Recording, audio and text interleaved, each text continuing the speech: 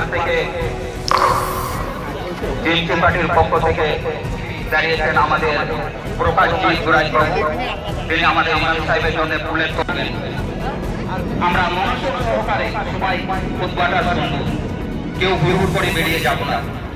মনোযোগ সহকারে আমরা সবাই খুতবা শুনবো। আল্লাহ পাক আমাদের সকলকে খুতবা শোনার জন্য তৌফিক দান করুন। কোথায় গাইছে পাখি ধুলির ধারা হইল আসির শোনো শহীদ।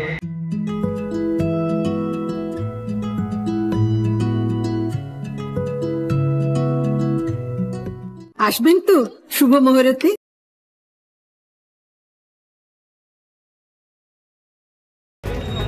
ইমাম সাহেব চলে আসবেন সময়। আল্লাহু আকবার, আল্লাহু আকবার, লা ইলাহা ইল্লাল্লাহ, আল্লাহু আকবার, আল্লাহু আকবার, লা ইলাহা ইল্লাল্লাহ। সামনেই লোকসভা নির্বাচন, সে কথা মাথায় রেখে ঈদগাহ ময়দানে জনসংযোগ সারলেন বিজেপি তৃণমূল নেতারা। বৃহস্পতিবার মাদারিহাটের ইসলামাবাদ ঈদগাহ ময়দান ও শিশুবাড়ি মসজিদে জনসংযোগ করেন স্থানীয় বিধায়ক তথা আলিপুরদুয়ার লোকসভা কেন্দ্রের বিজেপি প্রার্থী মনোজ টিগ্গা। এদিন তিনি মিষ্টি ও ফুলের তোড়া উপহার দেন ইমামকে।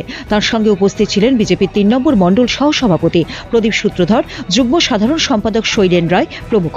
মিলেমিশে থাকার বার্তা দেওয়ার পাশাপাশি উত্তরবঙ্গকে ভারতবর্ষের ক্ষুদ্র সংস্করণ হিসেবে অভিহিত করেন তিনি।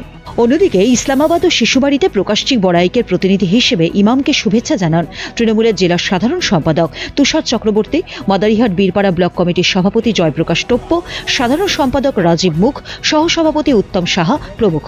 এদিন ঈদ উপলক্ষে ইসলামাবাদে একে অপরকে জড়িয়ে ধরে শুভেচ্ছা বিনিময় করেন বিজেপি প্রার্থী মনোজ টিগ্গা ও তৃণমূলের জেলা সম্পাদক রশিদুল আলম। তৃণমূল প্রার্থীর তরফে ঈদগাহ ময়দানে বিলি করা হয় লাড্ডু।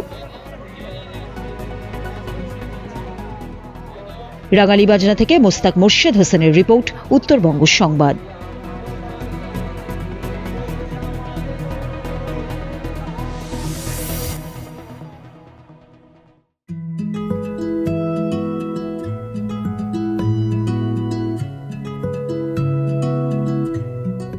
আসবেন তো শুভ মুহূর্তে?